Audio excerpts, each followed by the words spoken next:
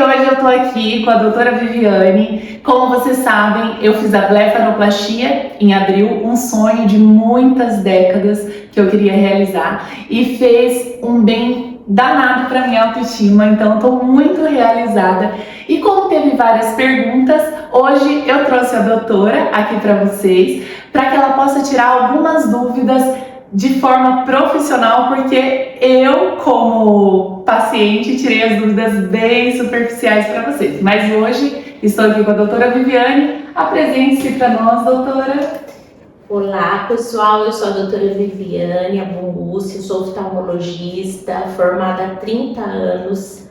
Sou especialista em cirurgia de pálpebras, que é uma especialidade que existe no Brasil há mais de 50 anos, que chama plástica ocular. Essa especialidade tem em vários países do mundo, praticamente todos. É uma especialidade muito respeitada na Europa e nos Estados Unidos.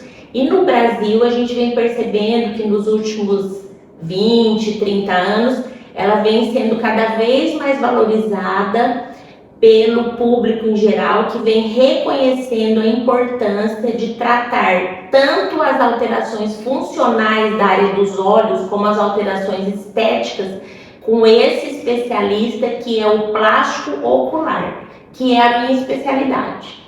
Legal. Então vamos lá, gente. Algumas dúvidas que me colocaram lá no Instagram, e hoje a gente colocou tudo aqui listadinho, mas depois, se surgirem dúvidas, podem perguntar, que nós vamos continuar ativas aí nas respostas. Bom, doutora, vamos lá. Quem pode fazer a blefaroplastia e tem idade mínima? Não existe idade. A melhor idade é aquela que o paciente tem uma motivação para fazer cirurgia. Então, assim, eu já tive pacientes com 32, 35 anos, foram praticamente os mais jovens, mas eu já operei uma estudante de medicina que tinha, acho que 23 anos, que já tinha bolsas inferiores que incomodavam muito, impactavam na estética, e aí eu acabei fazendo uma cirurgia nela. Talvez seja a paciente mais jovem que eu fiz até hoje, que eu já operei, mas em geral, por volta entre 35 e 80 anos, né? A grande maioria está ali por volta de 40, 50 anos. Não existe uma idade mínima. A idade mínima e a hora certa, eu costumo sempre falar que é quando o paciente se incomoda e ele vem procurar a gente. Doutora, eu não estou bem, está me incomodando ou está atrapalhando meu campo de visão, alguma coisa ali, ou a estética, a minha imagem, né, a minha aparência. Então, aí, na verdade, essa é a melhor idade, né? Tem pessoas que falam, eu tô na idade certa? Não existe a idade. A idade é quando você se incomoda. Você pode ter 40 anos e se incomodar, e tem pessoas que chegam aqui com 60 anos e falam, agora tá me incomodando, tô me achando, minha autoestima tá baixa. Então a idade é aquela que o paciente se incomoda e quer vir para a cirurgia, se sente motivado. E tem também a questão genética, né, doutora? Às vezes vem de hereditariedade. Sim, isso é bem comum. Tem pessoas que chegam aqui, por exemplo, com 40 anos, que tem uma pálpebra que muitas vezes a gente vai observar numa pessoa de 60 anos. Então ele tem uma redundância, um excesso de pele, e a pessoa é extremamente jovem, né? E aí a gente vai conversar, a pessoa fala, olha, minha mãe é assim, a minha tia é assim, ou meu pai é assim. Então sim, a genética interfere. Mas geralmente, mesmo que a pessoa tenha, a genética não interfira tanto, geralmente entre 45 e 60 anos a gente vai ter uma queda a gente vai ter um excesso de pele sobrando, ou pela queda do supercílio, que é muito importante vocês entenderem. Muitas vezes a pessoa vem aqui e não é a pálpebra que tem um excesso, é o supercílio que está muito caído. Então, em determinada fase de envelhecimento da pessoa, seja aos 40, seja aos 50, ela vai ter aí uma pitose. Pitose é queda. Então ela vai ter uma pitose ou aqui do frontal, ou do supercílio, que ele vai cair, ou propriamente da pálpebra, né? Então mais ou menos é isso. isso, a genética interfere, mas independente da genética, com o envelhecimento, que todos nós vamos envelhecer, tem pessoas que envelhecem melhor que os outros, mas todos vão ter aí um padrão de envelhecimento que vai acabar interferindo na pálpebra. Por isso que hoje em dia ela é uma das cirurgias, até saiu agora recentemente uma publicação que foi a cirurgia mais realizada no mundo em 2025, 2024, né? Então por isso que talvez por tudo isso as pessoas falando tanto sobre essa cirurgia, ela esteja agora tão na moda, né? Mas todos nós vamos ter, em determinada época da nossa idade, com a genética ou não, a gente vai ter esse excesso de pele, alguma coisa ali incomodando, ou estética, né? Com certeza. A lei da gravidade vem pro rosto, vem pro corpo. Nós todos vamos envelhecer, todos, né? Mas a perda o que a gente pode fazer, depende de cada um. Tem pessoas que têm um envelhecimento e falam, eu tô super bem, eu não quero mudar minha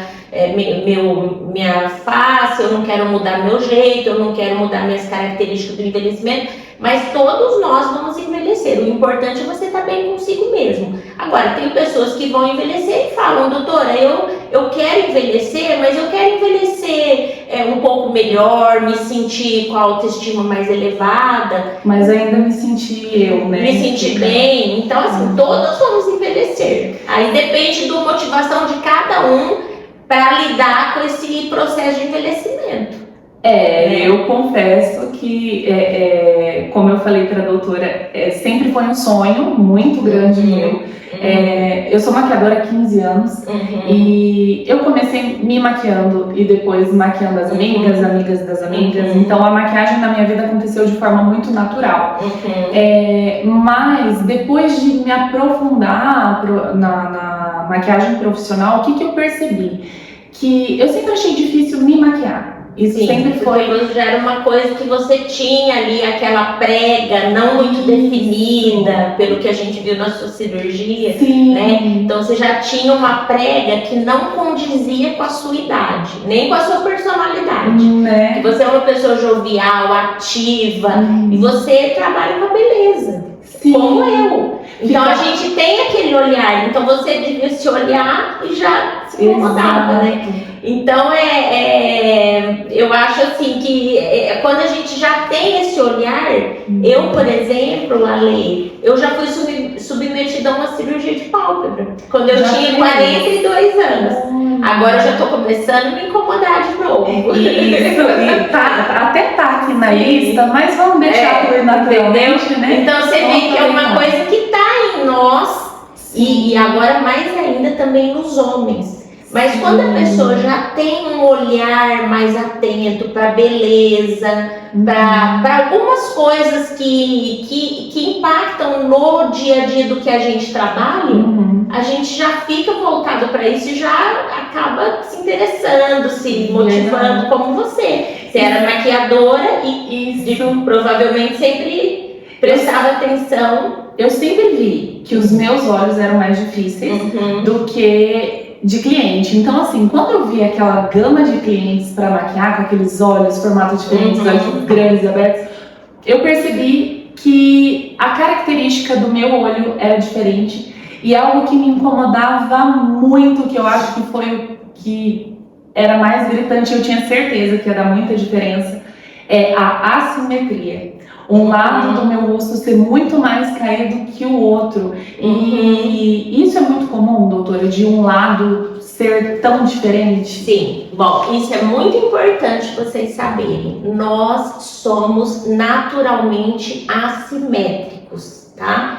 Vocês devem ter visto aí no YouTube, Instagram, que às vezes tem umas fotos da Angelina Jolie ou de outras celebridades que colocam um lado se os dois lados fossem iguais. Então, assim, a beleza está na simetria. Nós somos assimétricos, tá? Ou o que interfere também ao longo dos anos com o envelhecimento, o que interfere muito, o lado que a gente dorme, o modo com que a gente dorme. Então, pessoas que dormem de bruço, é importante vocês observarem. aquelas pessoas que dormem de bruço, elas naturalmente ficam de 6 a 8 horas comprimindo a face. Então elas podem ter aquelas rugas verticais com o envelhecimento, elas podem ter a pálpebra mais pesada, mais caída do que às vezes um outro da mesma idade ou da mesma família. Elas podem ter um lado mais caído do que o outro, né? É muito comum chegar paciente aqui para fazer uma avaliação e falar: doutora, mas esse lado é mais caído. Sim, é mais caído. Você dorme desse lado? Ah, eu durmo desse lado. Então, assim, isso impacta fortemente quando a gente vai avaliar um paciente para cirurgia. Então, hábitos de dormir, ou às vezes até alguns hábitos, a pessoa, por exemplo, uma pessoa que trabalha exposta ao sol, vamos supor, um caminhoneiro que dirige e pega o sol desse lado, e por volta dos 50 anos, menos ou mais, chega aqui com o lado mais envelhecido do que o outro. Aqui tem menos... uma pálpebra mais firme, menos elastosa, e aqui uma pálpebra mais flácida, com manchas. Então isso daí tem a ver com o hábito do trabalho da pessoa. Ele impacta mais desse lado por causa do sol, do vento, às vezes o olho arde mais. Então tudo isso é importante vocês saberem. Os hábitos de vida. E nós somos assimétricos. O que a gente pode fazer durante a cirurgia? A gente pode minimizar essas assimetrias, né? Agora, ficar totalmente simétrico, muitas vezes é difícil. A gente pode deixar perto do bom, perto do ótimo, mas normalmente nós somos assimétricos. E tem pessoas que até uma característica interessante, é até bonito, olha, você tem um lado um pouco mais puxadinho, né? Às vezes chega alguém aqui e fala: doutor, eu queria que os dois lados fossem daqui, eu queria que fosse igual. Então a gente tenta melhorar isso no paciente, mas lembrar, gente, que nós somos assimétricos e os nossos hábitos de vida impactam fortemente nessas assimetrias. Elas podem até ficar mais exacerbadas pelo que a gente faz no dia a dia. E lógico, chega uma pessoa aqui de 50 anos que dorme de um lado ou dorme de bruço, você imagina que essa pessoa está no mínimo 40 anos ou desde a infância dormindo daquele lado. É verdade. Então é importante lembrar disso, né? Às vezes a pessoa fala: nossa, eu não sabia. E isso é uma coisa extremamente comum.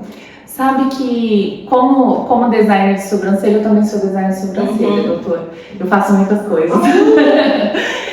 Mas eu sou designer... Já percebi.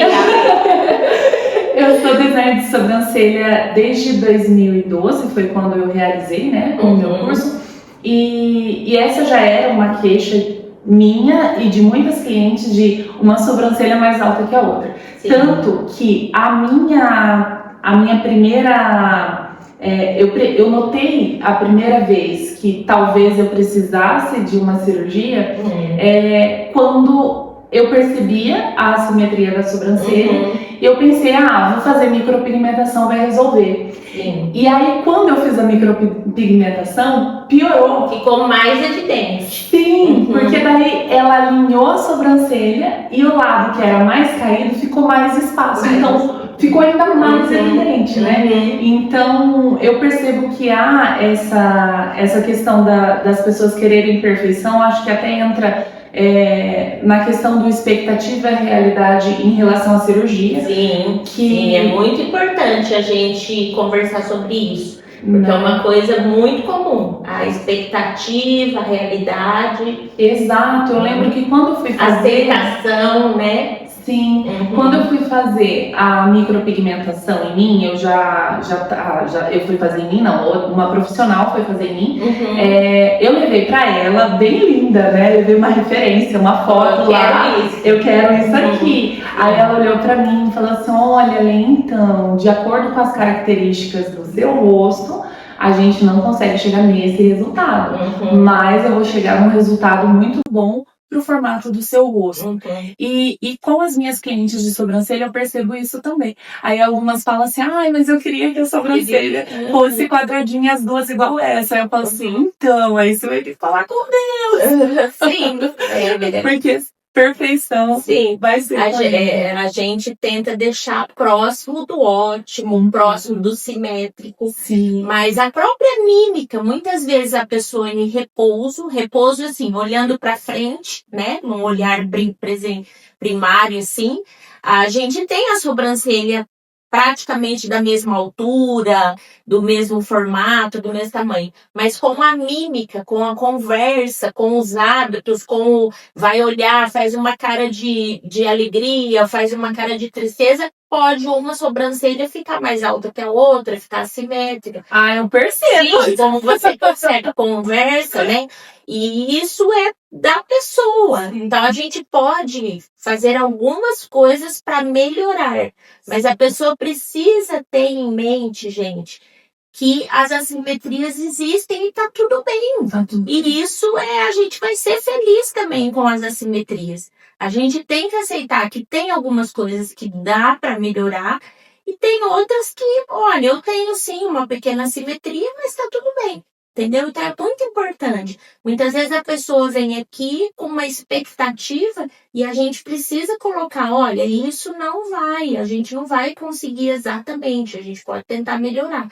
Então é muito importante quando você vai procurar o seu médico, né, seja o oftalmologista, especialista em plástica, seja o cirurgião plástico, você lembrar até dessa nossa conversa aqui, que existem sim expectativas reais e expectativas que muitas vezes o seu médico não vai conseguir. E você vai muitas vezes ficar muito satisfeita e não corrigiu totalmente às vezes uma simetria.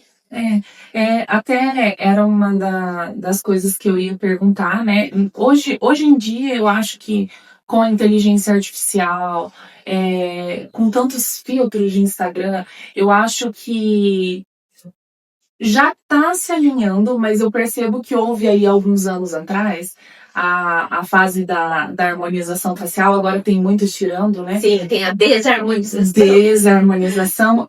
Eu acredito que é um balizamento, vamos dizer assim, nem sei se existe essa palavra, mas chegamos ao excesso das pessoas quererem a busca pela perfeição e a descoberta de que essa perfeição não existe.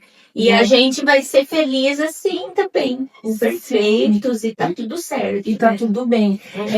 Mas há também, doutora, as indicações cirúrgicas médicas, Sim. Né? A questão, quando que há essa necessidade da intervenção cirúrgica, de se fazer uma blefaroplastia por questões médicas? Então, é aí, gente, que entra a plástico ocular ou oculoplástico, né?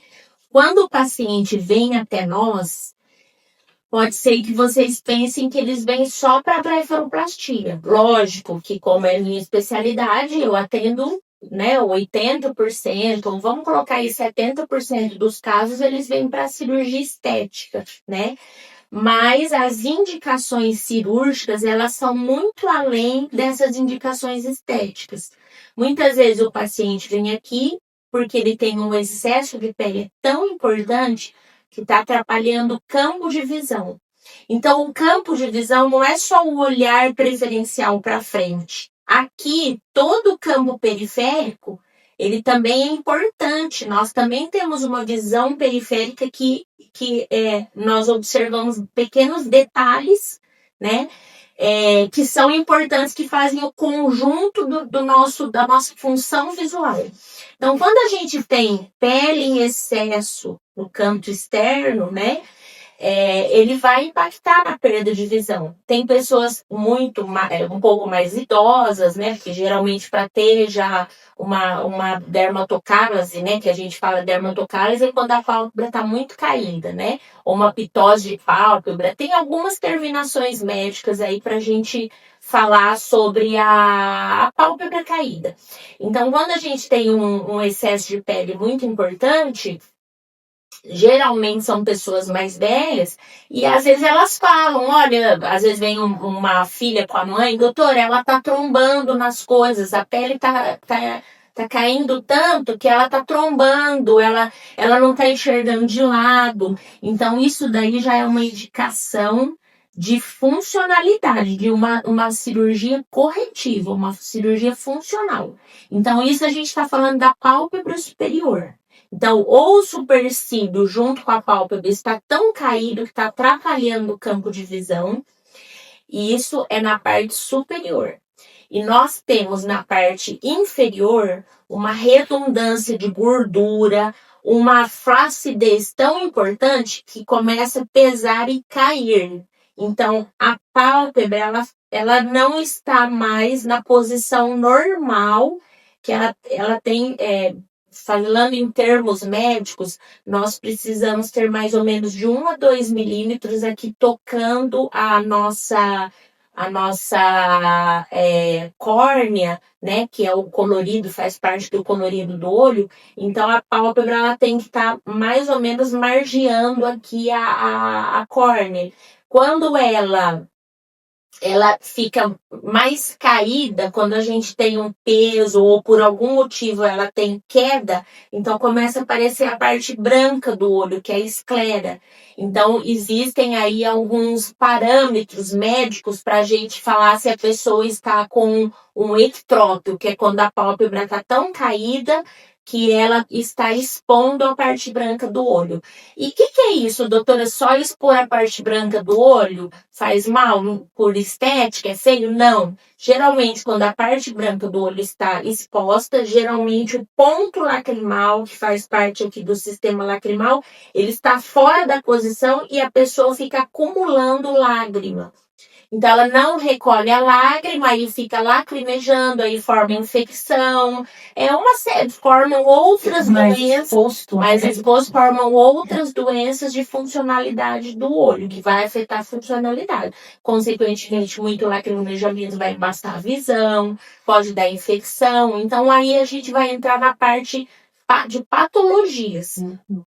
Outra coisa que é muito comum também, que é a indicação cirúrgica, que a gente está falando mais de outra área que não seja estética, geralmente a gente pode ter tumores, normalmente o carcinoma basocelular, que é um tumor bem comum de meia idade, pele clara, pacientes de descendência europeia, mas geralmente pele clara, pacientes aqui do sul do Brasil, geralmente aqueles tumorzinhos que não cicatrizam, que são casquinhas, que ficam vermelhos de vez em quando sai sangue, depois seca, depois começa a machucar de novo. Geralmente são pequenos carcinomas aqui na área dos olhos e muitas vezes esses pacientes têm um tumor que já é um tamanho maior e a gente primeiro tira o tumor para depois cuidar da estética. Muitas vezes não dá para fazer tudo junto. Muitas vezes um paciente chega até nós e veio já de um tratamento oncológico. Então, o oncologista, ele tira o tumor e às vezes o paciente fica com uma retração. Então, essa retração também vai impactar tanto na função como na estética, né? Porque às vezes o paciente fala, doutora, até que eu não estou lacrimejando tanto, mas está muito feio, está puxado. Então, aí a gente também vai fazer a cirurgia. Muitas vezes nós vamos rodar retalho, nós vamos fazer enxerto, tudo visando reposicionar a pálpebra para ela ficar numa posição certinha, para que o canal lacrimal, a função lacrimal seja preservada e, consequentemente, impactando na córnea, em todo o globo ocular, para impactar na visão, né? Se a pessoa usa óculos, se a pessoa vai fazer uma cirurgia ou já operou de catarata, tudo isso é um conjunto. Então, muitas vezes a pessoa pensa, é só a pele? Não, tem uma série de coisas aí. O olho é extremamente complexo. Então, quando a gente está operando uma pessoa jovem como você, que eu estou vendo só a função, a estética, antes de você saber, da gente conversar sobre isso, primeiro eu já olhei toda a funcionalidade do seu olho. Se você tem a superfície ocular normal, se a lubrificação do seu olho é normal, se o seu ponto lacrimal está bem posicionado, né? Então, tudo isso não é como as pessoas falam, tirar uma pelinha. Tem um monte de coisa por trás que vai impactar no resultado para você sair daqui satisfeita, mas para você ficar os próximos 10 anos satisfeito também com a sua função ocular. Você falar, não, meu olho tá maravilhoso, eu enxergo bem, se amanhã acontecer alguma coisa é um problema, falta de óculos, ou às vezes pode amanhã ter catarata, outras coisas, mas tudo isso está funcionando direitinho após a cirurgia. Né? Não é só tirar a pele e depois a gente não sabe o que vai acontecer. Se a gente tirar mais pele, se a gente tirar menos, tem uma série de coisas aí intrínsecas que as pessoas não sabem. Aproveitando então, doutora, essa questão da quantidade de pele, né, afetar na funcionalidade. Na funcionalidade periférica, né, vai impactar, porque tem realmente ali uma pele em cima do olho, então é um corpo estranho na frente da visão. Sim. Isso interfere também na questão da visão nessas doenças que a doutora falou, como oftalmologista, claro, né? Eu acho que isso para mim foi essencial, primordial, escolher quando eu vejo. Ontem eu até tava lá num grupo de cirurgia plástica e indiquei, falei assim, ó, ela é oftalmologista. Por quê? Porque você estudou a fundo as funcionalidades. Mas essa questão da pele, da sobra, ela pode afetar em doenças como miopia, astigmatismo, ou é só uma questão mesmo de campo de visão? Não. Esse excesso de pele, ele não vai provocar uma miopia, um astigmatismo, uma catarata, um pterígio, doenças dos olhos, né? Doenças assim, catarata, miopia, astigmatismo, presbiopia, como vocês entenderem que não são doenças, são alterações relacionadas ao envelhecimento. A catarata não é uma doença. A catarata é um cristalino que vai envelhecer. Tem uma hereditariedade, uma predisposição genética. Então, tem pessoa que vai ter catarata e não vai ter. Por quê? Porque o pai teve, a mãe teve. Tem pessoas com 90 anos que não têm catarata. Do mesmo jeito que alguns vão ter problema no coração, outros vão ter problema no pulmão, vão ter problema gástrico, vão ter diabetes, vão ter pressão alta. Tem as pessoas que vão ter catarata e as pessoas que não vão ter. Sim. Vão ter as pessoas que com 40 anos não estão mais enxergando de perto e vão ter as pessoas que vão chegar para consulta com 50 anos e falam, doutor, eu ainda estou vendo para perto. Então, são alterações relacionadas ao envelhecimento e que têm uma predisposição genética. Então, a pálpebra caída, ela não vai impactar nessas alterações, nessas doenças. O que eu percebia muito, doutora, que isso reduziu bastante. Inclusive, eu não consegui até então, e agora eu ainda não coloquei, porque eu tenho feito muitas maquiagens, que eu tô nos meus olhos novos, e acaba sendo mais fácil não ter. Mas eu tinha muita dificuldade de colocar extensão de cílios, porque pela questão da pelinha, ficava pegando ali, pinicando, meu olho lacrimejava um pouco mais. Na hora que tava fazendo já, eu já sentia mais sensibilidade. Então eu sentia que os meus olhos, eles eram mais sensíveis, principalmente o direito, que era o que tinha mais pele. E às vezes eu passava algum produto, ou às vezes só a própria transpiração mesmo. Meu olho ficava irritado muito mais fácil. E aí, essas questões também não interfeririam. Então, assim, enquanto antes fizer uma cirurgia de pálpebra, não seria mais, digamos assim, saudável? Talvez não é precaução. Nós estamos fazendo uma prevenção. Isso, uma prevenção. Então aí é bom a gente saber diferenciar direitinho o que você está falando. Bom, voltando lá no assunto de, olha, a pessoa opera, vai ter catarata, vai ter astigmatismo, miopia. Não, como eu falei, isso daí não tem nada a ver. O que eu percebo muito, e todo mundo é consenso, quem estiver assistindo a gente vai às vezes lembrar, é que as pessoas que operam a pálpebra, elas fatalmente chegam e falam para mim muitas vezes, doutor, eu acho que a minha visão até melhorou, eu estou enxergando melhor, eu estou lendo sem óculos. Então, assim, talvez a motivação foi tão grande, o impacto da cirurgia tenha sido tão positivo, que a pessoa tem uma falsa impressão de que ela está enxergando mais. Ou por algum motivo, aquela pele, ainda que pequena, estivesse atrapalhando um pouquinho. E aí, quando abrem mais os olhos, então, por conta disso, a pessoa pode achar que está enxergando melhor. É uma percepção externa, não uma percepção externa e não tem tanta relação, a não ser que a pessoa tenha uma pele muito importante caindo nos olhos, aí lógico, vai melhorar a visão. Né? Se a pessoa já tiver com comprometimento da visão periférica, lógico que ela vai chegar e falar, doutora, melhorou tudo. Mas uma pessoa jovem como você, ou até uma pessoa entre 40 e 50 anos, que não tem uma pele tão importante, que não esteja atrapalhando tanto, que veio às vezes só por uma questão estética, muitas vezes ela volta depois falando, olha, eu achei que a minha visão até melhorou depois que eu liberei tudo.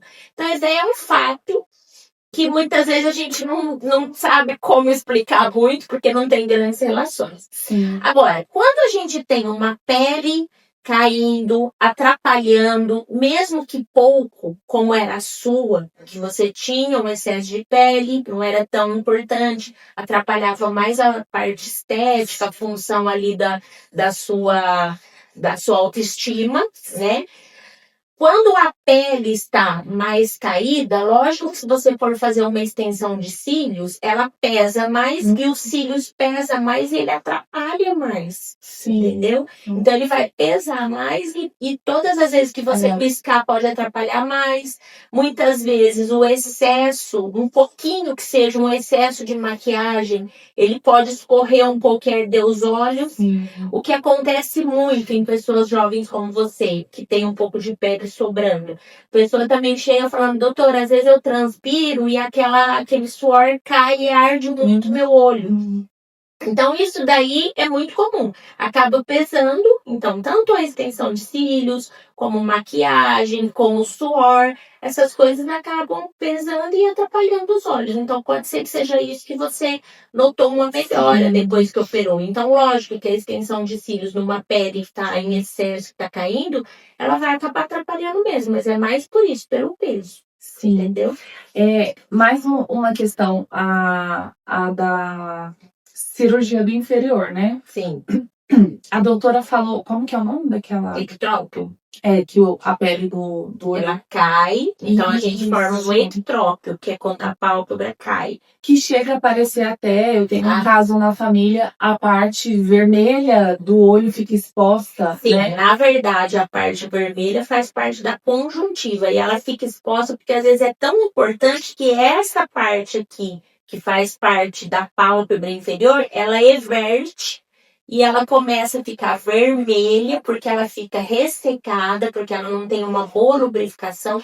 Quando a pessoa não fecha os olhos direito, essa área aqui ela vai ficar exposta, né? Porque o piscar, o fechar os olhos, ele faz parte de todo um processo de hidratação, de manter a saúde ocular. Então, quando a gente não pisca direito, ou quando alguma parte que estava para dentro fica exposta para fora, aquela área vai ressecar. É mais ou menos como o nosso lábio, né? O molhado aqui de dentro, a parte vermelha, úmida do nosso lábio, se ela ficar exposta por muito tempo, ele vai ficar todo ressecado, ele pode cortar e ele pode até sangrar. Nos olhos, ele pode muitas vezes até sangrar, mas muitas vezes ele vai ficar extremamente seco, vai romper, vai arder, né? Então, nos olhos vai impactar nesse sentido. Esse daí é mais relacionado a uma predisposição genética. E mais relacionado também a doenças. Ou alguma coisa que ocorreu. Por exemplo, um câncer, tumores até benignos, traumas. Tem pessoas que sofrem acidente na face e na tentativa de primeiro cuidar da doença, a gente faz do corte, do trauma, muitas vezes a gente faz suturas que tracionam a pálpebra. né? Então a pálpebra é tracionada por uma série de motivos. Um dos motivos é o peso.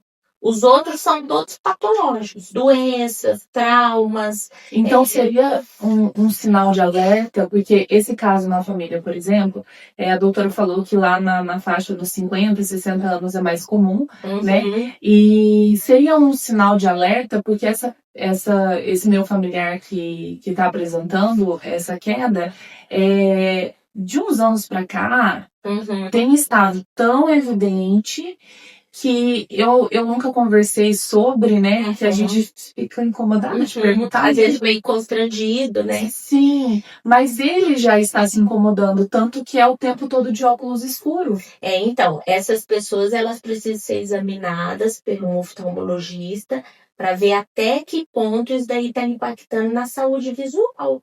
Muitas vezes a pessoa acha que está incomodado com a estética, usando óculos, mas às vezes ele está com o olho extremamente seco, ele está com a córnea já machucada, ele está com a visão comprometida, porque tudo que não está funcional, tudo que não está funcionando direito, vai impactando a visão. Os olhos são extremamente frágeis, extremamente delicados. Então, se uma lubrificação não está adequada, a pessoa vai impactar na visão daquela pessoa. Ele vai enxergar embaçado, ele vai ter dor. Então, ele precisa, primeiramente, passar por um oftalmologista, para o oftalmologista avaliar como está essa córnea, como está essa pálpebra, se quando ele pisca, pelo menos lubrifica bem, se ele está dormindo com o olho meio aberto, se ele está com alguma lesão. Às vezes ele está com essa pálpebra invertida e ele está com um pequeno tumor ali.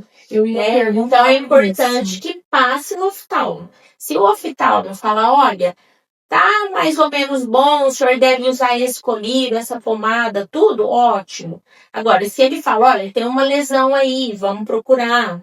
Ou não, tá tudo bem, isso daí é só estético. Então, o oftalmo geral, com certeza, ele é a melhor pessoa para fazer essa avaliação. E aí ele vai direcionar aquela pessoa para qual área da subespecialidade da oftalmologia ele deve ir. Sim. Às vezes a pessoa tem uma catarata e tem um olho assim, que tem uma área mais exposta, ele não pode nem operar a catarata enquanto não resolver aqui, porque se ele operar a catarata e a lubrificação do olho não estiver boa, vai impactar na recuperação.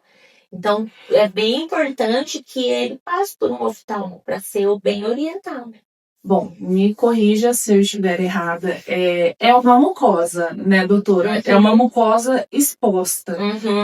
Sendo assim, o risco de bactéria, de algum micro-organismo é muito maior, não é? Existe uma mucosa exposta. Sim, existe risco. Tudo vai depender do que está exposto. Da quantidade, da área, porque muitas vezes está exposto aqui na linha cinzenta, na margem dos cílios, aí é uma coisa, porque aqui a gente tem várias glândulas, a gente pode ter aquelas inflamações popularmente como terçol, né, ordéolos, calásio, tudo que é uma coisa geralmente benigna, de fácil resolução. Sim. Muitas vezes está exposto, porque ali, como eu falei, pode ter um pequeno tumor ali, né, in situ ali, que muitas vezes a gente só vai ver no microscópio. Quando a gente vai ao oftalmologista, a gente, através dos aparelhos, a gente tem grandes aumentos, né? Então, a gente tem os microscópios para examinar o olho. Então, esses grandes aumentos, a gente vai detectar pequeninas lesões que muitas vezes a olho nu a pessoa está só falando, ele está um pouco caído. Mas muitas vezes tem Acho que é do envelhecimento. Tem um pequeno tumor ali. Sim. Entendeu? Então, é um sinal de alerta. Então. Isso, então tem que procurar o oftalmologista, tem que ver qual é a situação daquela pessoa, daquele olho, para a gente poder direcionar. É grave ou é só hidratação? Sim. Entendeu? Então, assim, primeira coisa é procurar um oftalmologista geral. Aí o oftalmologista geral, ele vai saber ali detectar qual o nível de gravidade, o que deve ser feito de primeira primeiro atendimento, né? Vamos usar um colírio, ou vamos usar um colírio antibiótico, tá com uma pequena infecção, uma pequena inflamação, aí ele vai direcionar para depois a gente corrigir as coisas mais graves, o que primeiro vamos estabilizar aquele, lubrificar ele melhor, tudo para depois ver o que vai ter que ser corrigido. Mas com certeza o oftalmologista, que é a melhor pessoa para ver esses casos, esse né? seu parente. E, doutora, voltando na questão da blefaroplastia inferior, ela vai ser indicada quando? Porque, assim, sim, excesso de pele e tudo mais.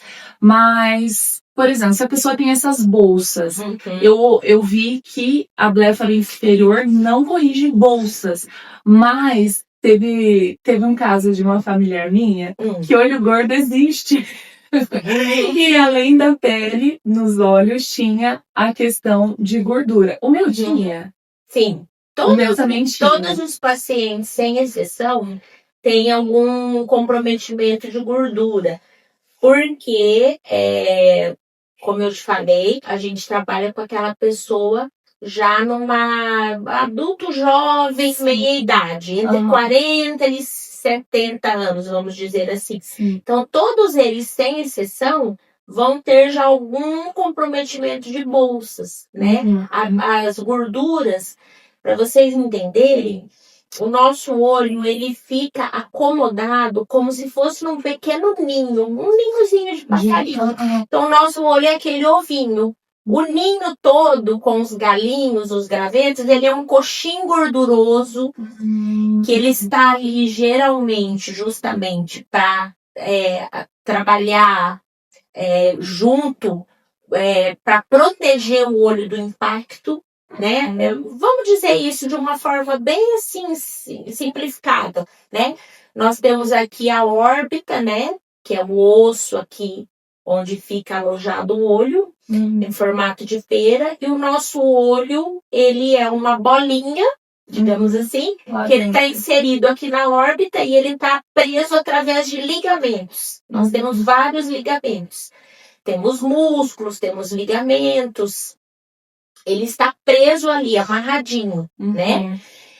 Entre os músculos e os ligamentos, nós temos os coxins gordurosos, pequenos grupos de gordura, que são mais ou menos, eu falo também para os pacientes de uma forma bem simplificada, que eles são que nem pequenos cachinhos de uva. Então, a gente tem vários compartimentos de bolsinhas de gordura.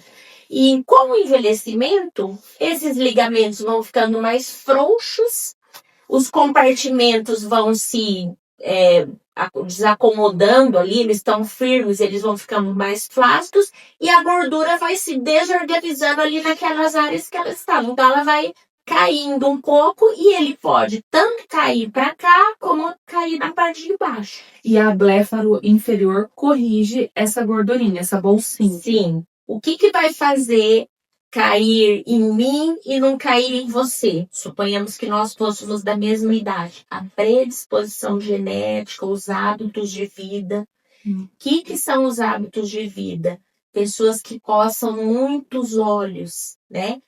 Todas as vezes que nós coçamos, nós traumatizamos. Então, nós vamos deixar a pele flácida e aqui também, consequentemente, bolsas de gordura.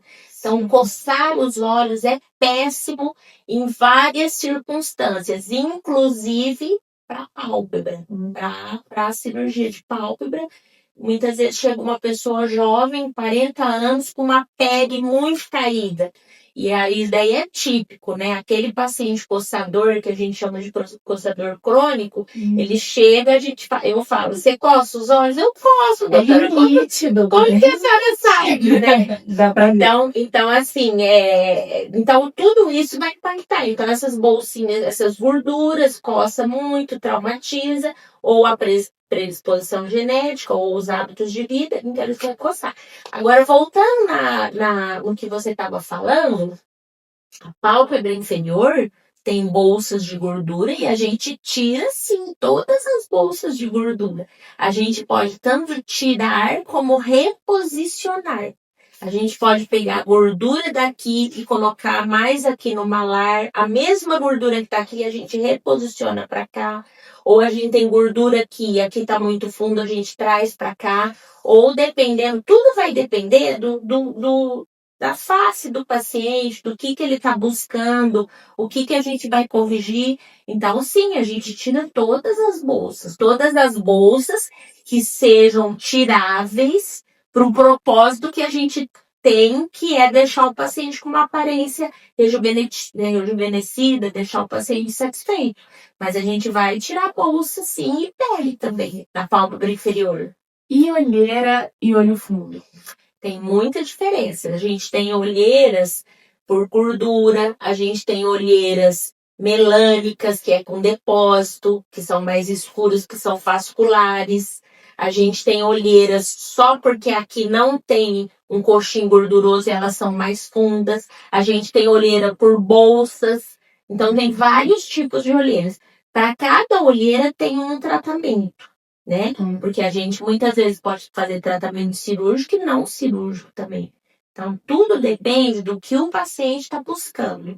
Não é o que eu quero. Muitas vezes eu vejo um paciente e falo, nossa, esse paciente tem indicação de fazer isso, isso, isso. Mas às vezes o paciente aí vem e fala, não, doutor, eu quero só tirar a pele, eu não quero nem tirar a gordura. É o que mais me incomoda. Sim. Ali, né? Ou eu não quero mexer embaixo, eu gosto do jeito que tá. E muitas vezes o paciente tem um excesso de pele, tem uma olheira, né? Que para mim, às vezes, uma olheira vascular, que a gente pode colocar aí um laser, que fica muito bom, por exemplo, uma luz pulsada, que é um padrão ouro para essas telangiectasias, né? Sim, Esses vasinhos. Então, a gente pode falar, olha, você tem indicação, se você gostar, não, eu não quero tudo. Então, depende da olheira e depende também tudo da motivação do paciente. O correto é a gente sempre deixar o paciente escolher o que ele quer, né? Muitas vezes. Fazer acho que a anamnese, né? Que é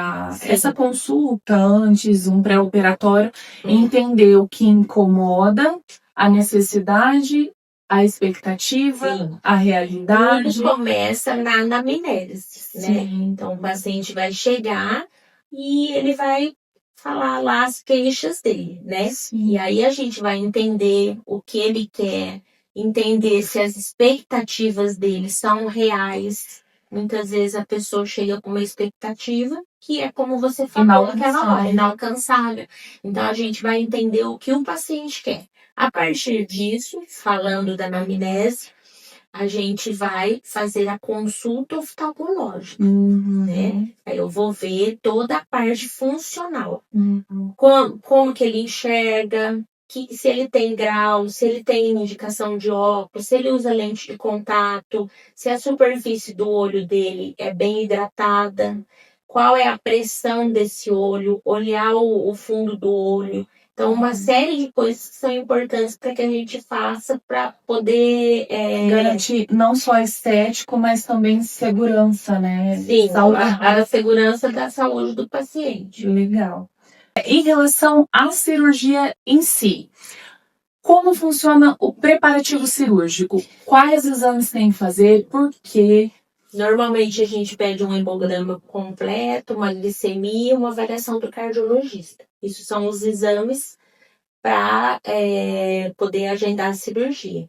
Fora esses exames, na avaliação na clínica, já na primeira consulta, a gente já faz um exame oftalmológico completo, examina, como eu falei, a superfície do olho, a visão, a função da lágrima. Então, são basicamente esses exames.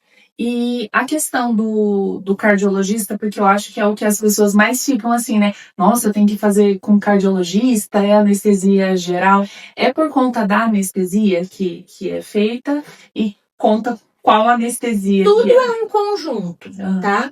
Hoje em dia não se faz mais uma anestesia geral para uma blefaroplastia. Existe um risco, né? Não tem essa...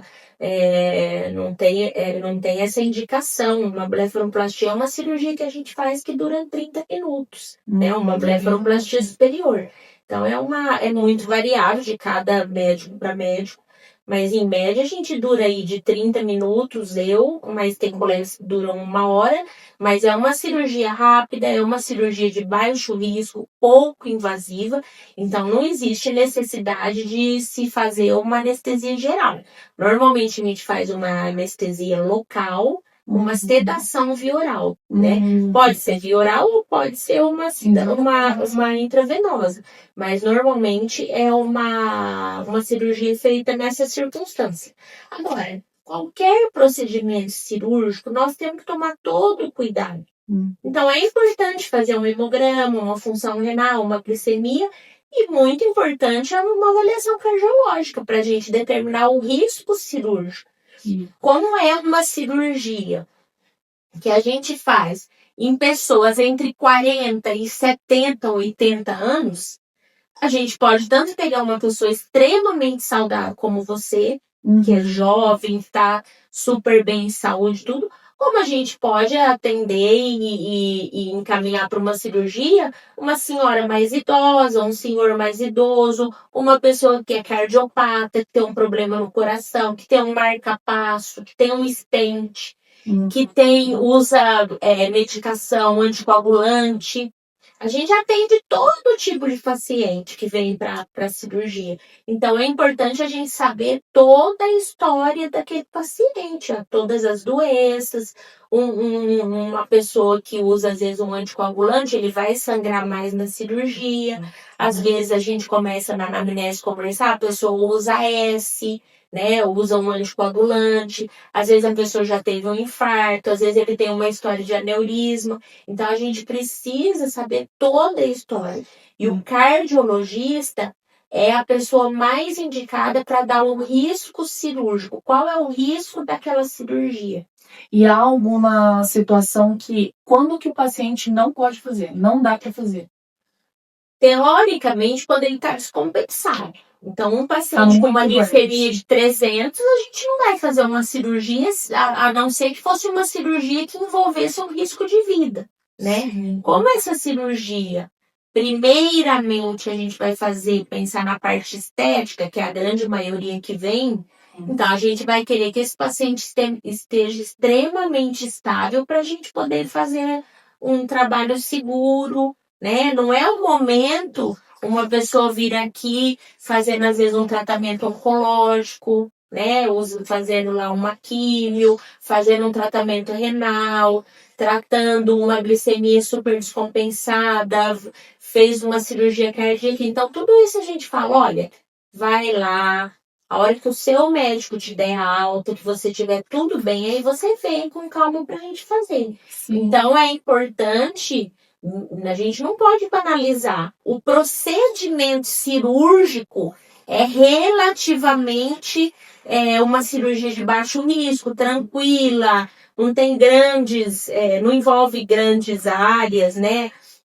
Às vezes a gente tira ali pele, gordura, mas é uma cirurgia bem previsível. Mas muitas vezes esse paciente tem um histórico todo de complicação. Então a gente nós não vamos abordar esse paciente e arriscar nessa hora, né? Não tem essa necessidade. A gente vai primeiro estabiliza, a hora que você estiver tudo bem, você volta pra gente fazer a cirurgia. A gente não pode querer misturar, né? Ou às vezes um paciente com uma doença nos olhos, né? Tá tratando lá um descolamento de retina, uma retinopatia, ou recém-operado de catarata, ou recém-operado de uma cirurgia refrativa, a gente também vai contraindicar naquele primeiro momento. Vai falar, primeiro você vai estabilizar do que você está tratando, depois você volta para a gente fazer uma cirurgia com segurança, com calma, que não vai impactar na sua operação. Perfeito. E precisa internar, precisa fazer em centro cirúrgico, pode ser feito em clínica? Como que funciona essa pergunta é uma pergunta bem pertinente. Muitas vezes a gente vê colegas falando, olha, só pode fazer no hospital, só pode fazer tudo. É importante que seja feito no ambiente cirúrgico. Não pode banalizar a cirurgia e fazer numa sala qualquer sem nenhum cuidado. Então, assim, é uma cirurgia, é um procedimento cirúrgico.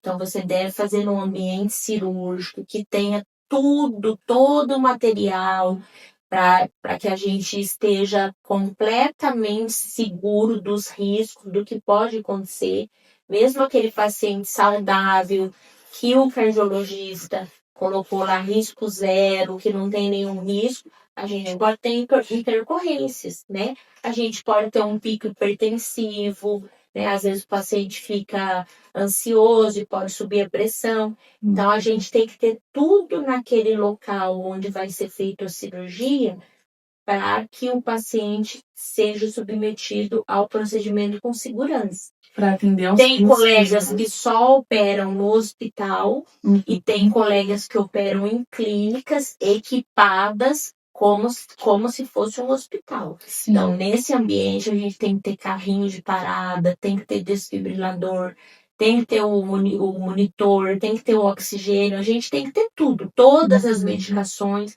tudo que seja proposto para aquela cirurgia daquele porte. É uma sala cirúrgica mesmo, né? Isso, Como a gente se fosse uma sala Sim, do a hospital. gente tem que ter uma sala cirúrgica com tudo estipulado de acordo com as normas da vigilância. Então, é uma pergunta importante para que as pessoas saibam, né? Muitas vezes as pessoas acham que tem que ser feito num centro cirúrgico anestesia geral. Não. Agora, É só a sedação. Sim, cada colega tem o seu modo de trabalho e vai defender aquele modo. O importante é que você esteja seguro no local que você vai fazer, com o médico que você vai fazer. Né? Se aquele médico trabalha daquela forma e você se sentiu seguro para operar com ele, faça com ele. Agora, não se submeta a um procedimento em qualquer lugar. O que é qualquer lugar? Uma sala que muitas vezes não é uma sala equipada para cirurgia, não tem uma equipe de anestesia, uma equipe de enfermagem, né? A equipe de anestesia é aquele anestésico correto, é aquelas medicações corretas. Tudo que possa acontecer, você tem que ter lá um respaldo, em termos de ter um carrinho de parada, ter todas as medicações. Então, assim, faça num ambiente que seja seguro no sentido disso, de que tudo que vai acontecer, aquele ambiente está preparado. A gente nunca quer que aconteça nada, mas se acontecer, a gente tem que estar amparado. Né? Você não pode simplesmente sair correndo, vamos chamar o SAMU. Não é assim, né? A medicina é uma coisa muito mais importante, mais séria do que isso. Tem que prever os riscos, né, doutora? Sim. O dia da cirurgia, então. Vamos falar um pouquinho sobre o dia da cirurgia. Eu acho que é um dia que traz muita ansiedade. Aqui a gente falou, tirou muitas dúvidas já, né? Mas o dia da cirurgia, como que vai acontecer? Precisa chegar antes, a doutora já falou que é uma cirurgia de 30 minutos, mas como que o paciente fica depois? Precisa de acompanhante? Dá para vir dirigindo? Conta um pouquinho, porque a gente pensa que é assim, né? É porque é rápido, muitas vezes a gente pensa e muitas vezes a gente não pensa. Né? Muitas vezes todo mundo está assistindo aqui e fica falando, mas como será que é, né? Como que é o dia da cirurgia? Bom, o paciente já fez a anamnese, já conversou, já conheceu o médico, já tirou todas as dúvidas, já olhou, já pesquisou aquele médico, já viu, muitas vezes, pessoas que operaram com ele, decidiu pela cirurgia. Então, o dia da cirurgia.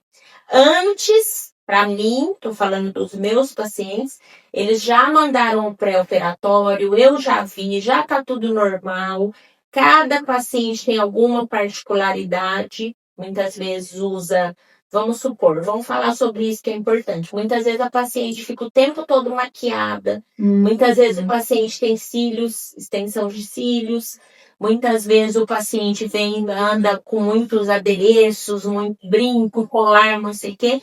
Então, no dia da cirurgia, venha com acompanhante. De maneira nenhuma o paciente pode operar a pálpebra e mora sozinho, nem de Uber, nem dirigindo, porque ele vai ser submetido a uma sedação, então ele vai sair muitas vezes acordado, muitas vezes um pouco sedado, então ele não pode de maneira nenhuma ele ir embora sozinho do hospital ou do serviço que ele operou, né?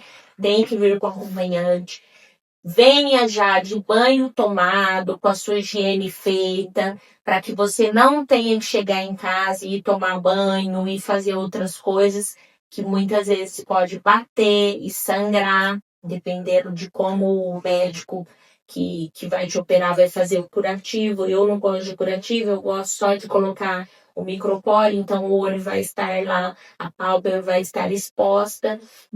Então eu gosto que evita ao máximo ficar manuseando ali aquela região. Então tomar banho, pode ser que raspe, sangre.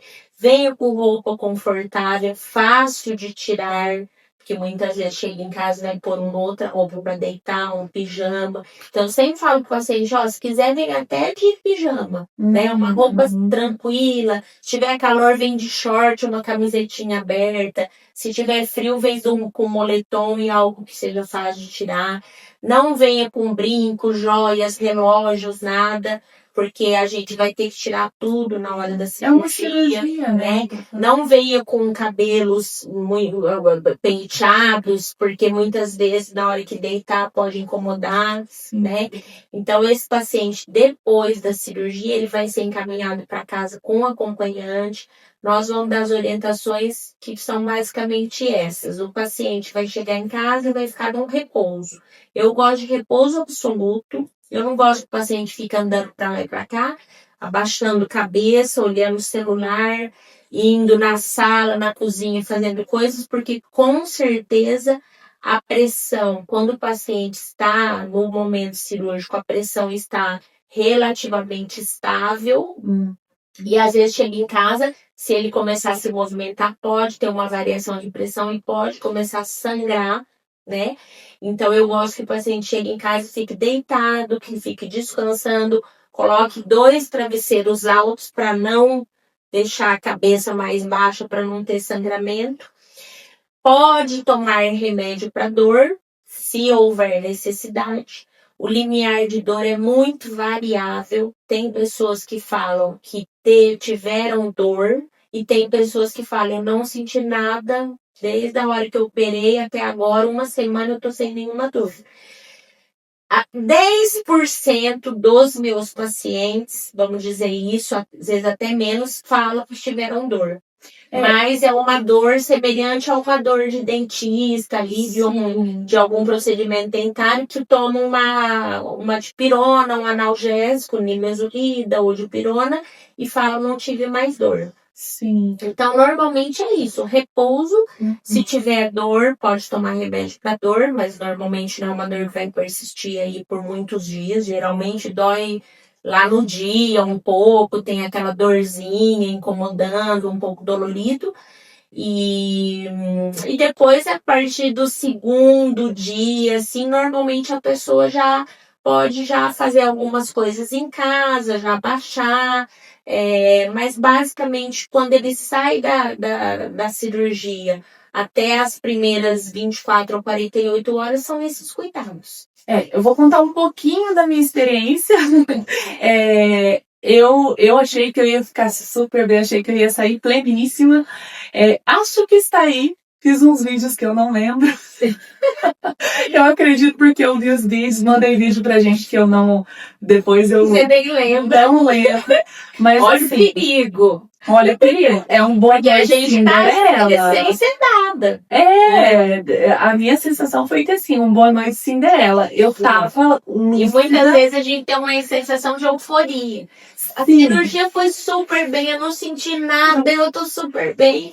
E aí dor começa... eu não senti. Doutora, dor eu não senti. Eu vou falar até que ali a primeira semana a sensação era de perder a sensibilidade da pele na região, então afetou até na questão de eu não sentir tanta dor.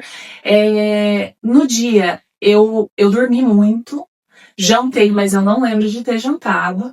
Então, assim, eu dormi umas 12 horas assim, ó, varadona. No outro dia, eu ainda fiquei um pouco sonolenta, né? Uhum. Então, eu já vim com a roupa que eu ia dormir. Então, acabei nem trocando de roupa para dormir. Uhum. Tem que dormir inclinadinha, né? Sim, travesseiro alto, muitas vezes a gente também gosta que coloque na lateral para a pessoa não deitar de lado e Não deitar no corte, né? não atingir ali, sangrar e muitas vezes deslizar. Abrir os pontos é muito difícil, porque a gente dá pontos internos. Mas é lógico, o travesseiro elevado e uns 2 travesseiros de cada lado para não ficar deitando de lado é bem importante aí nos primeiros 3 dias e se a pessoa tolerar até na primeira semana. Eu confesso que a primeira noite eu ainda dormi bonitinha, retinha. Porque do jeito que eu deitei, eu acho que eu acordei. Porque eu apaguei real. Até na hora que a minha irmã foi me tirar, eu lembro de ter falado, eu queria dormir mais. E eu amo dormir, então pra mim dormir é muito fácil. Dormi inclinadinha na primeira noite, não senti dor, não precisei tomar, a não ser aqui, né, que a doutora me deu. Aí, no pós-operatório, então, doutora, tem as pomadinhas, né, que tem que passar. O risco do olho fica mais sensível, lacrimeja mais, então tem um colírio lubrificante. Vou deixar a doutora esmiuçar um pouquinho. E compressas frias para o inchaço, né? E o arroxeado, ele pode acontecer, é feio. Eu sempre, nos vídeos que eu fui fazendo, sempre falei, gente, é feio, mas só é feio, porque dor realmente eu não senti, e é uma reação natural do organismo, porque é uma área com muitos vasinhos, né, doutora? Então, esse processo ele vai acontecer. Primeiro a gente piora para depois melhorar. Mas conta um pouquinho sobre a questão das pomadas e do gelo e tudo mais.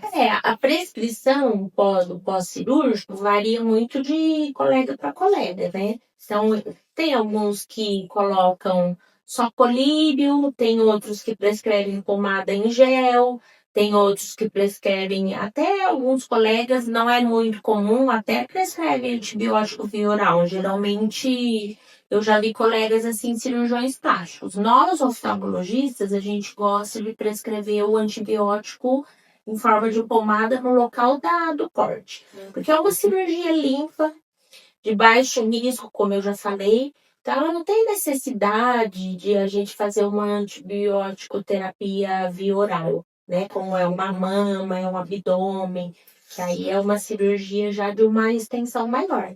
Então, a da pálpebra, a gente faz tudo tópico, no local, né? Então, assim, eu prescrevo um antibiótico em forma de pomada para usar 5 dias onde foi feito o corte. Normalmente, 5 dias é o suficiente, não precisa via oral. A gente prescreve o analgésico via oral, se houver dor, mas a grande maioria usa só no primeiro dia, né? E o que é importante na cirurgia de pálpebra? Hidratar muito o olho. Porque como a gente vai tirar a pele, mesmo que na medida correta, nos primeiros dias, os olhos podem ficar um pouco ressecados. Tem alguns pacientes que relatam que no primeiro mês ou nos primeiros 15 dias, um fiozinho ali de 2 a 4 milímetros pode abrir e ficar exposto quando a pessoa dorme. Então, tudo isso vai impactar num pouco de ressecamento. Então, quando o paciente, como a gente já indo para a nossa pergunta, quando a pessoa fala que coça o olho, que arde o olho ou que está lacrimejando muito, essas três queixas são da mesma coisa. O olho está um pouco seco, tá? E aí a pessoa vai falar, doutora, mas tá lacrimejando, como que ele tá seco? Muitas vezes a bomba lacrimal, ela produz mais lágrima para hidratar mais o olho. A natureza é tão perfeita que quando o olho tá seco, o sinal é lacrimejar mais. Então, quando a gente começa a usar colírio nos horários corretos, pomada em gel, que eu gosto muito, melhora Há um bastante. equilíbrio e aí melhora esse lacrimejamento. Eu sentia a questão principalmente da pomada em gel, que é a pomada hidratante, eu sentia realmente um alívio quando eu Sim. passava. Então, assim, esse coceiro, olha, meu olho tá coçando tanto, é porque ele tá um pouco seco. Lógico que às vezes no corte pode coçar um pouquinho. Algumas pessoas podem ter algum tipo de intolerância ao fio. Às vezes o próprio, os fatores de cicatrização, né? A questão da cicatrização pode às vezes coçar um pouco, isso daí varia de paciente para paciente. Mas os maiores queixos que são coceirinho, o olho tá coçando, ou o olho tá ardendo, ou tá lacrimejando, é por causa da hidratação. A superfície ocular está um pouco mais seca e aí a pessoa reclama. Então, eu já coloco muitas vezes nos meus primeiros dias de pós, eu já coloco ali para usar o colírio a cada 2 horas, a pomada dentro do olho em forma de gel também, umas 2 vezes ao dia. E aí eu vou sentindo o paciente. Se o paciente é um paciente que não tem muitas queixas, né? O olho está bem hidratado, tudo. Ele fala, ai, doutora, eu tô super bem. Eu até comecei a esquecer usar o colírio, tudo. E tem aquele paciente que é mais queixoso, que fala, olha, eu tô tendo que usar o colírio toda hora, tá ardendo muito. O importante, gente, é vocês saberem que esses sintomas, eles são transitórios e eles têm aquele período e eles vão melhorar, eles vão acabar. Eu percebi, no meu caso, em uma semana já estava Sim, a gente. E aí a gente entra naquela questão que o paciente também tem que se preparar para a cirurgia, né? Era a próxima pergunta, né? Sim. Quantos dias eu devo ficar de atestado, repouso absoluto, e quando que pode ir voltando à rotina normal, como, por exemplo, cotidiano, dirigir, academia, pegar peso, quem tem criança pequena, né? Eu vi lá nas recomendações que não podia nem tossir, mas, doutor, tanto que eu precisei gritar naquela casa. Então, olha, a gente fala, evite tossir, abaixar a cabeça nos primeiros 2, 3 dias, porque, lógico, tossir, o vômito, qualquer sintoma que faça uma pressão na face pode impactar nos primeiros dias para hematomas, para sangramentos, entendeu? Então a gente coloca essas orientações lá. Lógico, né, você falou, o bicho é tossir, vou ficar com medo, tudo.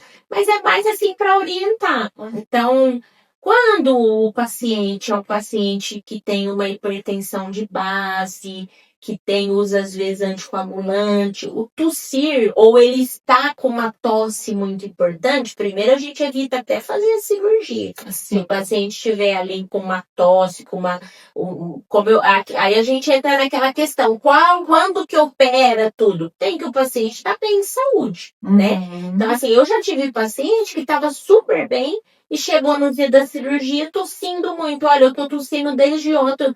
Aí a gente fala, vamos fazer semana que vem, outro dia. Ah, doutora, mas eu quero muito, eu não posso tudo. Então, existe sempre o risco de tossir muito, pode sangrar mais e ficar mais roxo, a recuperação ser pior. Não vai ter grandes impactos, né? Não vai, assim, perder a visão, não acontecer nada de muito grave. Mas tossir também atrapalha na recuperação. Sim. Porque vai fazer uma pressão e a pessoa, nos primeiras 24 horas ali, ela pode tossir muito e pode sangrar mais, né? Vasinhos ali dentro dos olhos, na pálpebra, vasinhos mais um pouquinho superficiais e até alguns profundos que podem sangrar mais. Então, na verdade, tem algumas coisas que a gente tem que evitar. Mas, no geral, a recuperação é tranquila. Né? A gente, o que normalmente, assim, a grande maioria dos pacientes fazem? Os primeiros 3 dias são bem importantes que fique em casa, fique de repouso. A partir do 4º dia, o paciente já pode fazer caminhada, já pode ir no supermercado, muitas vezes pode ir dirigir, fazer compras, vai depender muito de cada um. Tem aqueles que vão estar mais edemaciados, como você, que a partir do 3º dia começou a ficar mais roxo e mais inchado. E vai ter pessoas que no 3º dia me mandam foto e falam, doutora, eu tô super bem. Mas é uma questão mais estética. No geral, é mais estético. A pessoa já vai estar bem a partir do 3º, 4º dia. Vai ter a parte estética, que muitas vezes a pessoa não vai se sentir bem ou não vai estar pronto para se expor, principalmente com o público, quem trabalha com o público. Mas, no geral, se ele trabalha em home office, se ele trabalha num local que muitas vezes ele não vai impactar tanto a visão ou se expor ao público, ele pode voltar ao trabalho aí entre o 5º dia. Mas, assim, total, vamos falar isso. É uma semana, em média, que ele vai ter que estar voltado ali para o pós-cirúrgico. Para recuperação. Cuidando da recuperação. Então, o ideal seria estar não em repouso absoluto. O repouso absoluto seria os primeiros 3 dias, mas ali a primeira semana tá um pouquinho mais assistido, um pouquinho numas atividades mais leves. Ele vai ter que dormir, às vezes, com o travesseiro alto, ele vai ter que tomar mais cuidado para dormir de lado. Então, tudo isso vai impactar na rotina dele. Então, ele vai ter que estar voltado ali para aquela cirurgia, para aqueles cuidados. É importante que a pessoa tenha isso em mente, né? Não banalizar a cirurgia, porque muitas vezes para um foi de um jeito e para outro é de outro, vai trazer mais transtorno, e a gente tem que parar um pouquinho para cuidar do pós, né? E se a pessoa trabalha em algo que precisa pegar peso? Por exemplo, tem uma conhecida minha que vai fazer com a doutora, inclusive esse mês eu tenho até que pedir, que eu tô super ansiosa com ela também. Ela trabalha com crianças. Então, as crianças vão pedir colo, vão querer colo. Para pegar peso e academia, por exemplo, que eu acho que entra na questão de pegar peso também, né? Com quanto tempo? A questão de pegar peso e academia e crianças, pegar uma criança no colo, ele fala muito mais a favor do trauma no local da cirurgia do que propriamente o peso. Tá? Pegar peso ali nos primeiros 3, 4 dias, não é bom pegar peso, porque muitas vezes a pessoa está pegando peso, vai forçar mais, e ele está recém-operado, pode sangrar um pouquinho, tudo. Mas em termos de cirurgia de pálpebra, pegar peso não impacta tanto. Agora, ir na academia, pegar crianças no colo, mães que têm crianças pequenas, que têm bebês. Então, aquele ato de ficar pegando, de ficar cuidando, e a criança às vezes bater no local da cirurgia, ou ir na academia, chegar lá na academia sem querer bater num aparelho, é mais por essa questão. Pelo risco do impacto. Pelo risco do impacto. Então, doutora, que dia que eu posso voltar a jogar tênis? Tem que esperar. Porque já pensou se você está recém-operado, você está se sentindo bem, você vai jogar tênis, bate uma bolinha, abre de fora a fora. Eu já tive paciente que estava se sentindo super bem, eu quero ir na academia, e não, tudo foi na academia. Mandou foto aqui de fora a fora aberto. Nós tivemos que voltar, suturar, tudo. Ou natação, também não pode, né? Não pode nadar, não pode ir na hidroginástica. Sol. As manchas. O sol, a gente pode ter aí uma equimose, uma hematoma e pigmentar mais aquele roxo com o sol. E aí vai ficar lá 6 meses aquela mancha, porque pigmentou com o sol. Então, você tem que lembrar que, apesar de ser uma cirurgia de baixo risco, que não vai dar aí não vai te fazer se ausentar do trabalho por muito tempo, uma cirurgia rápida, pequena, tudo, nós temos que ter aqueles cuidados. Então, a pessoa vai ter que ficar aí de 15 dias a 1 mês evitando voltar para a academia. Por quê? Porque a gente vai tirar os pontinhos de 5 a 7 dias. Mas aqueles pontinhos, eles vão estar recém-colados.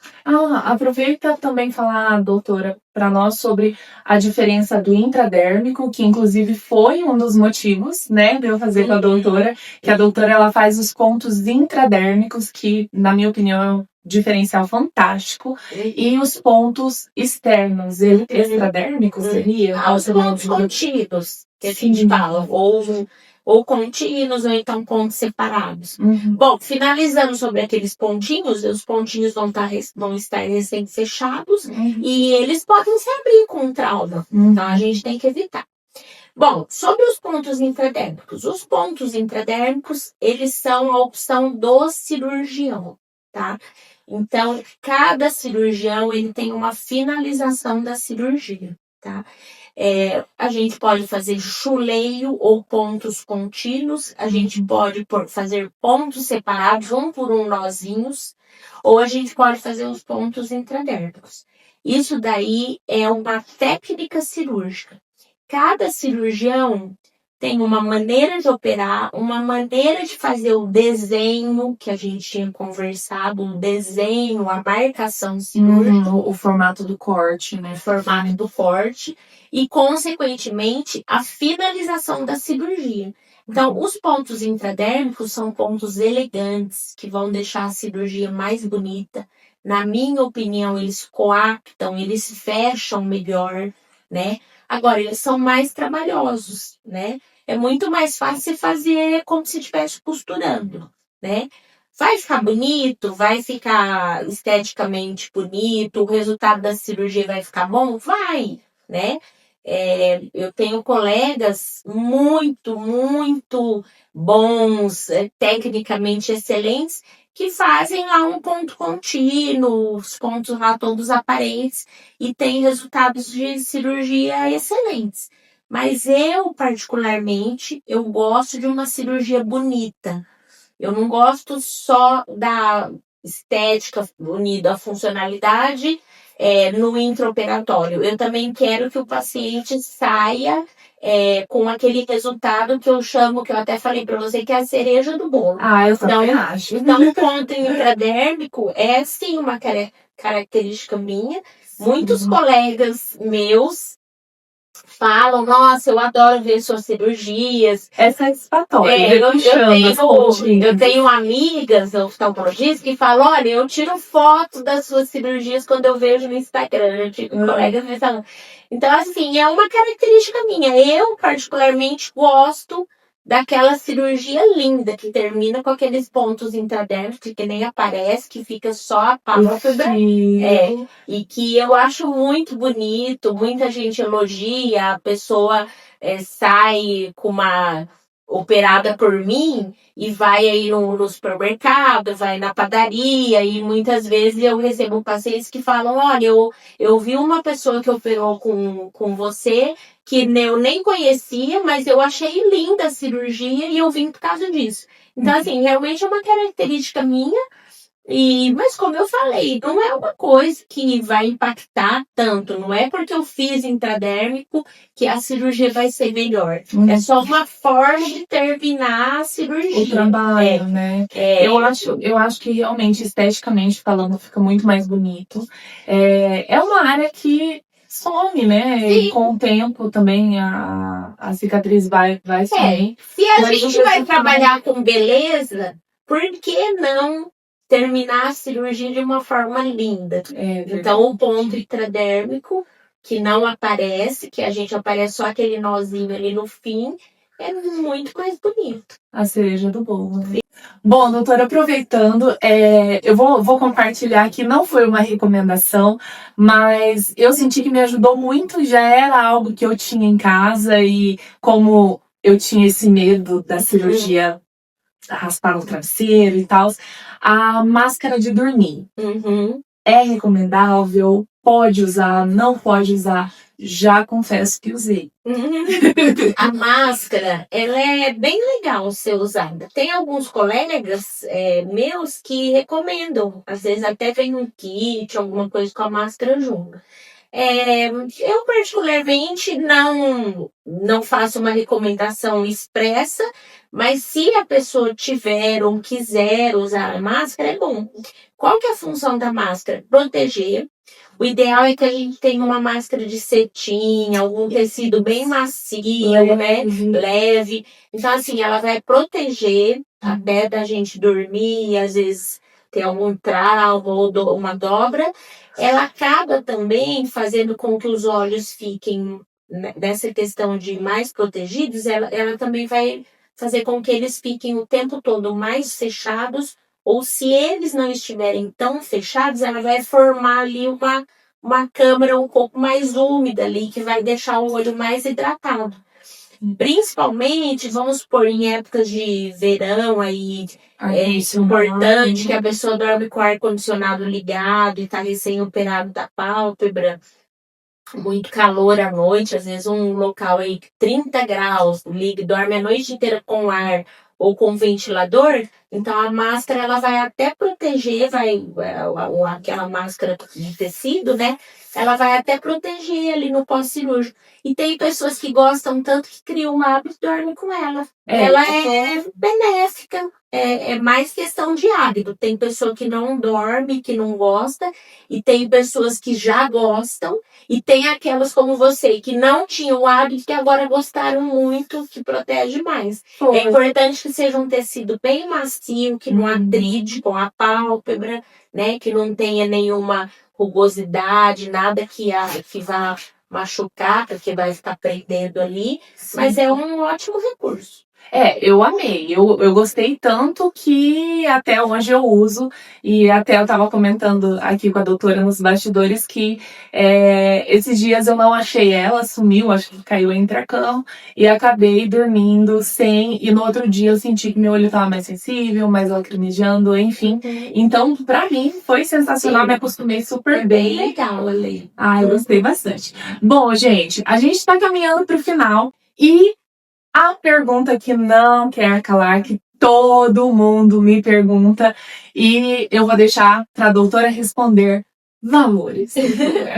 Bom, sobre valores, a questão de valores é muito de regiões. Então, nós estamos falando de Brasil, né? No Brasil, cada região tem um valor. Então, no interior, muitas vezes a cirurgia é mais barata.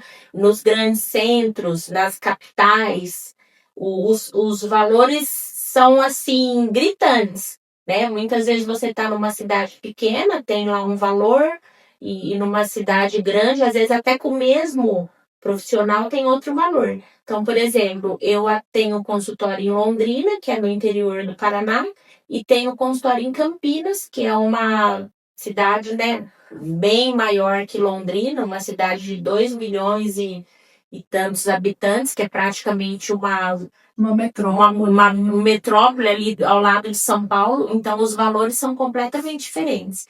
Mas, em média, essa cirurgia, a gente pode dizer que ela custa entre 3 mil e 7 mil reais. Então, vamos dizer um valor assim, tá? Você pode, às vezes, operar com um cirurgião que vai cobrar entre 3 e 4 mil, e você pode operar com um cirurgião de 7 mil. E você pode operar com cirurgiões que cobram 20 mil. E esse é o valor dos 2 olhos, né, doutora? Sim, sempre a gente opera os 2 olhos. Não existe operar esse olho e voltar dali algum dia operar. Isso aí é a coisa mais absurda que eu já ouvi e já fiquei sabendo. Existe. Então, assim, nunca se opera uma cirurgia estética de um lado e depois volta para operar outro. Mas, enfim, nós não vamos discutir isso agora. Mas, assim, isso é o valor dos 2 olhos, é a cirurgia superior. O que a gente pode fazer é operar por área. Superior é um valor, inferior é outro. Muitas vezes a gente não falou, mas uma próxima vez a gente vai falar da cirurgia do supercílio, né? Que também tem o seu valor. Mas, normalmente, a gente opera ou superior, ou inferior, ou um supercílio junto com o outro. Então, é sempre o par, né? A gente está falando de cirurgia estética. Se a gente fosse fazer uma cirurgia reparadora, tudo, aí, lógico, a gente vai operar só aquele local que está com problema. Então, o valor pode variar muito. O que é importante vocês saberem em relação a mim e até outros colegas é que as cirurgias a gente pode facilitar, elas são parceladas, né? A gente com certeza vai dar desconto se o paciente oferecer um pagamento à vista ou uma maior parte à vista, então você vai ter desconto. E eu, particularmente, tenho programas de pacientes modelo, porque eu dou aula, eu dou cursos para médicos, além de eu ser professora na faculdade, eu sou professora no Hospital São Leopoldo Mandique, no serviço de residência em Campinas, e além de eu ser professora, eu também sou professora de médicos. Então, eu tenho um curso para médicos, que os médicos vêm de todo o Brasil, é um curso individual, e com esse curso, eu tenho um programa de paciente modelo, onde eu opero e o colega médico está junto comigo olhando a cirurgia. Muitas vezes ele filma a cirurgia, ele fotografa, tudo, mas tudo no contexto de um ambiente para aprendizado. A gente não vai fazer ali, expor o paciente, a roupa, o cabelo, não. Nós estamos ali focados na cirurgia. Então, a gente tem esse programa de paciente modelo que facilita muito em termos de valor.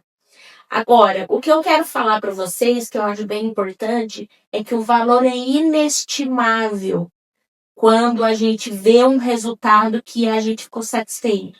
Então, isso para a autoestima, Alessandra, é inestimável. É um florescer. Com certeza. Eu tenho pacientes, e olha que eu sou formada há 30 anos, eu já tive pacientes, sinceramente, sem demagogia, sem nada. Eu já tive uma paciente que chegou para mim e falou: doutora, a senhora salvou meu casamento. Olha só. Por quê? A cirurgia tão baixa. A cirurgia eu salvei. Não. Ela falou: doutora, eu tava cabisbaixa, eu me achava feia. Eu e meu marido, a gente nem conversava. Depois da cirurgia, ela falou: eu mudei. Eu comecei a passar batom. Eu fui no cabeleireiro, cortei meu cabelo diferente e tudo. E ela falou: meu marido tá aí fora esperando. Eu vim no retorno e ele tá aí comigo.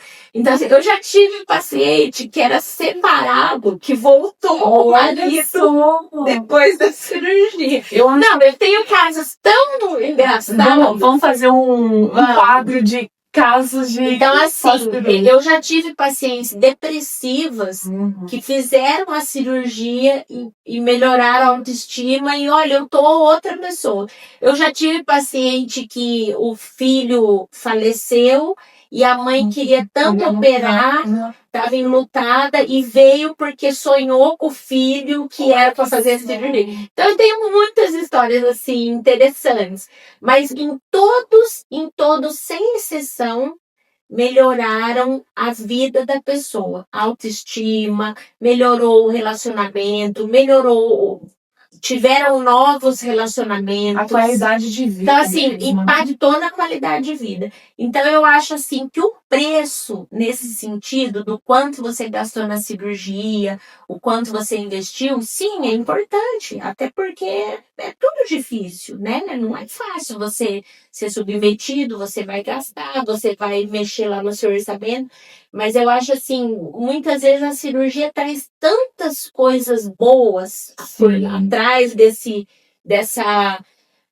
ato de falar: eu quero fazer a cirurgia, eu tenho vontade, eu vou atrás para fazer essa cirurgia. Então, assim, eu acho que o preço é inestimável. Então, é verdade. O que eu quero dizer para vocês é o seguinte: se é um sonho, façam. É maravilhoso. A autoestima, eu não vou dizer que dinheiro nenhum compra, né?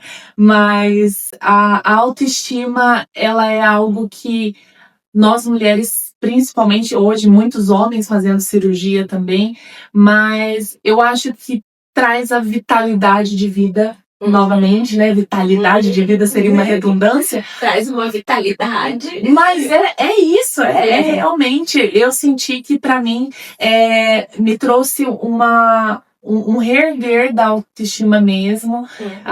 O rejuvenescimento, eu sinto que eu rejuvenesci uns 10 anos. Fácil.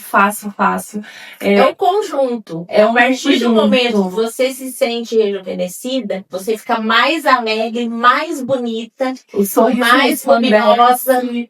Exatamente. E você, sem perceber, você começa a adquirir outros hábitos, porque você fica mais exposta, você fica mais destemida. Você E tem aí você vontade fica- de estar mais dela, né? sim. Eu digo por experiência própria, a minha percepção demorei muito. E por que que eu demorei tanto? Hoje em dia eu falo o seguinte, nada é tão seu quanto os seus sonhos. E eu acho que tá muito além da autoestima, como falamos Sim. aqui, é a autoconfiança, resgatar a autoconfiança, resgatar essa vontade de realizar sonhos. Porque quando a gente não tem sonhos, nós somos vazios, né? Sim. E eu sempre falo, realizou um sonho, já lista outro sonho para realizar. Uhum. E gostaria de agradecer a doutora Obrigada, Eliane. Muito obrigada, um Obrigada a prazer. você. Foi um prazer essa nossa conversa. Um prazer. Eu amei. E eu amei te operar. Ai, eu também amei ser operada, gente. Falei que eu queria ser que nem a Anitta. Mas vamos encerrar, então, esse vídeo maravilhoso. Temos muita coisa para trazer ainda. Eu e a doutora Com estávamos certeza. Nós conversando estamos aqui. cheios de ideias. Ideias, planos. E vamos trazer o máximo possível aqui para vocês. Dúvidas, podem comentar que a gente vai responder. Fiquem com Deus e pessoal. até. Beijo.